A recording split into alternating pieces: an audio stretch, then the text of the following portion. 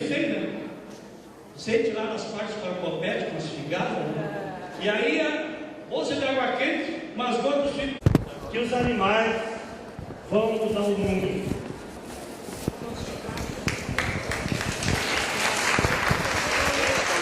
Aqui, tá? Pode falar, pode falar. Bom dia, pessoal.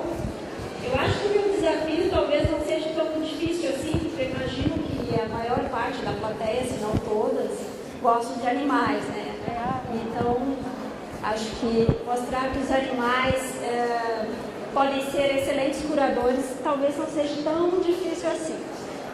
Bom, então eu faço parte da Ágata, né, que é uma ONG que se chama Associação Gaúcha de Atividade e Terapias Assistidas por Animais. Hoje a gente vai conversar um pouquinho sobre essa atividade. Mas antes da gente começar a conversar, eu gostaria de mostrar algumas imagens para vocês. E gostaria que vocês olhassem atentamente a essas imagens e procurassem perceber que sentimentos essas imagens despertam em vocês.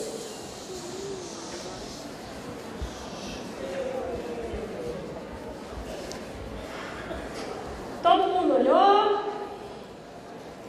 Agora levante a mão quem, ao olhar essas imagens, teve algum sentimento de raiva, tristeza, ódio, mal-estar.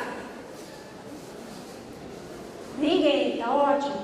Agora levante a mão quem, ao olhar essas imagens, teve um sentimento de ternura e bem-estar.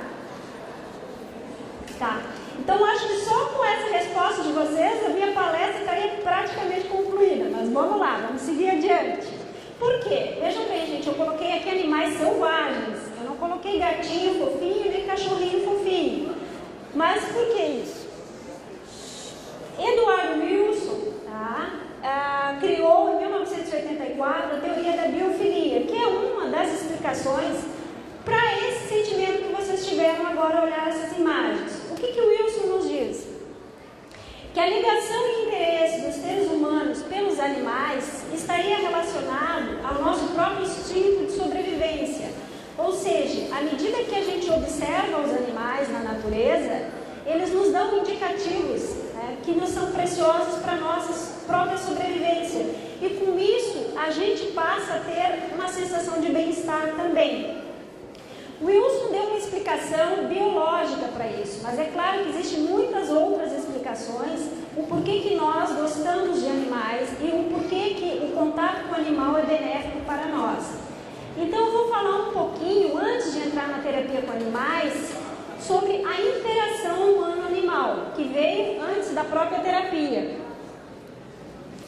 Então, a nossa relação com os animais, ela vem, né, desde a antiguidade, né, na nossa história remota de evolução, né, os animais, nós fomos nos aproximando deles e eles de nós e fomos constituindo algumas relações. Né, e hoje em dia, se a gente for perceber, nós somos praticamente, quase que completamente dependentes dos animais. A gente precisa dele para alimentação, para vestimenta, para interação, né? E alguns animais foram ficando mais próximos, né? Que são os animais de companhia, ao qual a gente desenvolveu um vínculo afetivo forte. Além disso, o animal tem um simbolismo na nossa psicologia, na nossa psique. E Jung, em 1964, né, colocou que o animal simboliza o nosso lado instintivo. Então, entrar em contato com o animal é, de certa forma, entrar em contato com o nosso lado instintivo. Só que quando a gente fala em instintos, não necessariamente tem um sentido pejorativo. A gente até pode dizer que a intuição seria uma parte sofisticada do próprio instinto, né? O instinto ele é necessário à nossa sobrevivência. E alguns animais também carregam um simbolismo específico, de acordo com o perfil daquele animal, né? Então, ao longo da história, alguns animais, até por os seus atributos, foram endeusados. Em algumas civilizações antigas, haviam deuses em formas de animais, né? E tais atributos de determinados animais servem de inspiração para a gente. Então, por exemplo, Quando a gente pensa num cavalo, a gente pensa na força, na beleza, né? Na velocidade. Quando a gente pensa num cão, a gente pensa no amor incondicional, na fidelidade, na lealdade. Quando a gente pensa num gato, gostando ou não dele, o que ele nos passa? É um animal sereno, tranquilo, zen, né? Então, e esses atributos é que, de certa forma, também vão interagir no processo terapêutico. Então, a nossa interação com os animais vem dessa interação interespecífica, ou seja, entre espécies diferentes, onde ambos vão ser afetados. E na nossa relação com os animais, nem sempre a percepção que a gente tem é a mesma que os animais têm. Muitas vezes para a gente pode ser muito positivo, mas para eles não. E isso é um cuidado que a gente tem que ter quando for trabalhar num processo de terapia ou de atividade com animais. Por exemplo, eu pegar um animal num dia que ele não está bem, que ele está doente, e levar para uma atividade estressante ou para uma terapia, né? Para mim e para, de repente, o usuário, pode até ser uma interação positiva, mas para o animal, não. Então, e nossa interação então, com os animais, ela sofre influência de vários fatores. Como, por exemplo, a personalidade, tanto da pessoa quanto do animal. Isso, por exemplo, em alguns abrigos americanos, eles têm muito cuidado no processo de adoção de fazer uma avaliação do perfil do animal e do perfil do adotante, para evitar os abandonos. Tipo assim, uma pessoa que é pacata, gosta de paz, tranquilidade, e resolve adotar um cachorro espoleta. Pode até dar certo, mas vão ter que trabalhar bastante nessa relação. A educação e o aprendizado. A gente aprende a amar e respeitar os animais, assim como pode aprender a não gostar. Quantos preconceitos a gente tem, muitas vezes, em relação a alguns animais, né? Por quê? Porque também falta, às vezes, conhecimento, né? Quanto mais a gente conhece aquele animal, aquela espécie, quais são as necessidades daquele animal, aquele comportamento, mais fácil é da gente compreender e da gente gostar ou respeitar, né? Isso não é válido só para a nossa interação com os animais, mas também com as pessoas, né? Quanto mais a gente se conhece, quanto mais a gente procura estar aberto a conhecer o outro, melhor é a nossa compreensão dele. Também tem a ver com a questão cultural, né? Em algumas culturas, alguns animais são considerados sagrados, em outras, não. Por exemplo, a vaca na Índia é um animal sagrado. Cachorro na China é comida. Nós ficamos horrorizados com isso, né? É uma questão cultural. E a mídia, sem dúvida, também influencia muito nessa questão de como nós passamos a ver a nossa relação com os animais. E que bom que atualmente a mídia está divulgando muito essa questão do direito dos animais, né? Está, de certa forma, contribuindo para a nossa conscientização de que são seres que merecem o nosso respeito. Então, agora vamos falar da terapia assistida por animais. Eu vou contar um pouquinho da história, tá?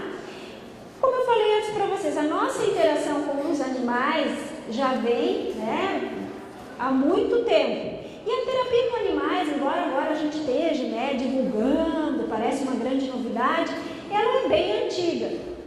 Ela já existe há bastante tempo. Eu vou citar aqui alguns exemplos, né, de interações terapêuticas que são bem antigas. Por exemplo, no século IX, em Gel, na Bélgica, uma instituição para pessoas com deficiências, os cuidadores resolveram colocar cães, gatos, cavalos, animais de fazenda para que essas pessoas que moravam lá cuidassem.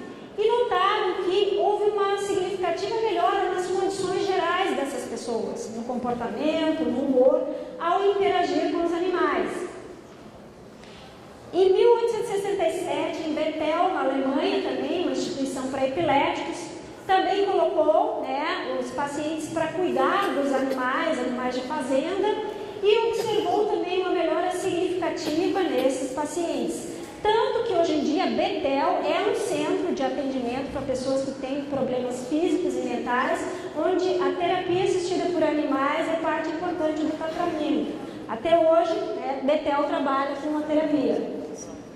E no Brasil, tem outros exemplos, tá? Que eu não vou entrar aqui em detalhes, até em função do nosso tempo, mas chegando ao Brasil, tá? Na década de 50, Nise da Silveira, psiquiatra indiana, né? Foi a nossa pioneira, né?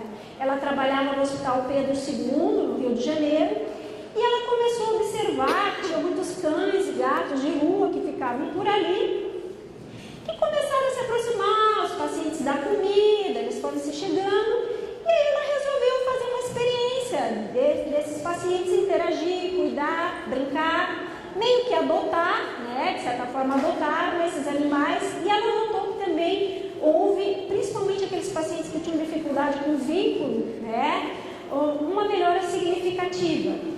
Infelizmente, né, boicotaram o trabalho dela, sacanearam, mataram alguns animais, mas ela, como uma mulher exemplar, assim, não desistiu, continuou, né, e hoje ela é considerada a nossa pioneira no Brasil de terapia com animais. Então, o que é terapia assistida por animais? Em primeiro lugar, como o próprio nome diz, terapia é uma modalidade terapêutica, onde os animais são auxiliares no tratamento de doenças físicas e ou mentais, e por isso eles são chamados coterapeutas. Por ser uma terapia, ela é realizada por profissionais de saúde, cada um dentro da sua área. O enfermeiro pode trabalhar, o fisioterapeuta, o psicólogo, né, o médico, enfim.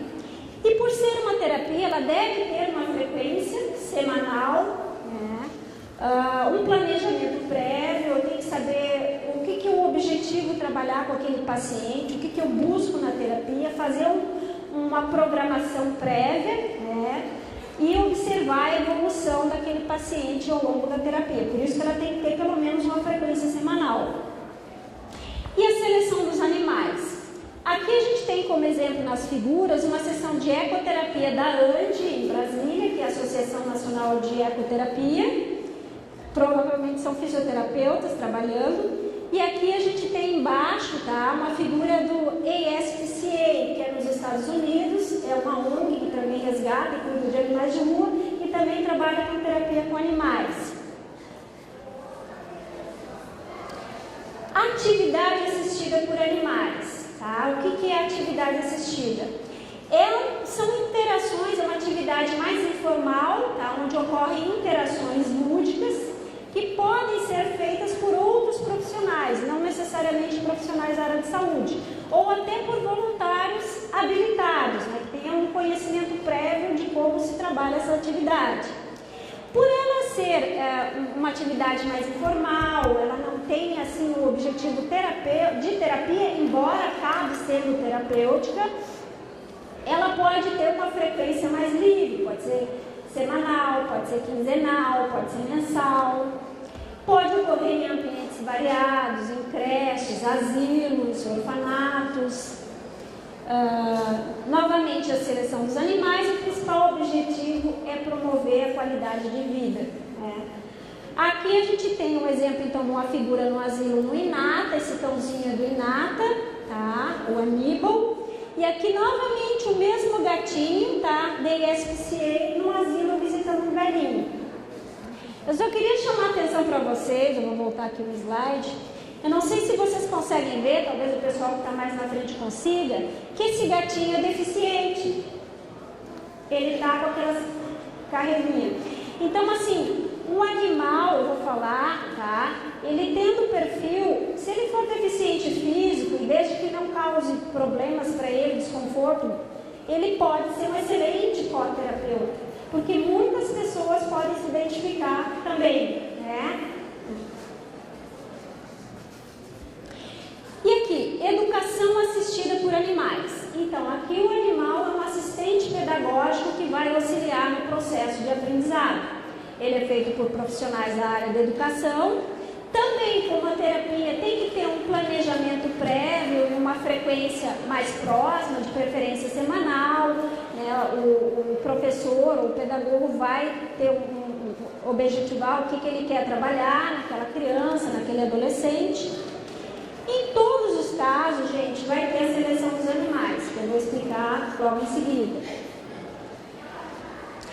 Aqui, só para esclarecer um pouco, existem nomenclaturas diversas que vocês já devem ter ouvido falar. Zooterapia, bichoterapia, petterapia, tá? Nós do Ágata usamos o termo terapia assistida por animais. A Delta Society, que nos anos 90, em função, ela convergiu o termo para terapia e atividade assistida por animais. Por quê? Porque assim, começaram a partir dos anos 60 muitas pesquisas, e atualmente existe essa preocupação de pesquisas científicas para comprovar os efeitos benéficos da terapia assistida por animais. Então ficava muito confuso se você vai fazer uma busca. Vou procurar o quê? Zooterapia? Vou procurar PET? Vou procurar... Então a Delta Society achou que era melhor convergir para um termo que pudesse ser usado internacionalmente, ou seja, quando você vai fazer uma busca, você procura terapia e atividade assistida por animais, que é aceito na comunidade científica. Então, quais são os benefícios da terapia assistida por animais? Em primeiro lugar, a socialização. Me diga quem que não vai passear com o seu cão numa praça ou num parque e não acaba trocando algumas palavras com um desconhecido. Né? O cachorro, principalmente, tem esse poder assim, de nos aproximar. Né? Então, imagine uma pessoa que muitas vezes tem situações de isolamento por a sua doença. Então, o animal consegue fazer com que haja uma promoção dessa socialização. Efeitos fisiológicos do relaxamento. Existem vários estudos comprovando, tá, que interagir com animais promove relaxamento, baixa pressão arterial, diminui a frequência cardíaca, diminui a liberação de hormônios do estresse, promove a liberação de neurotransmissores como endorfinas, tá, ocitocina, que são hormônios que estão relacionados ao vínculo, ao bem-estar, ao relaxamento, tá?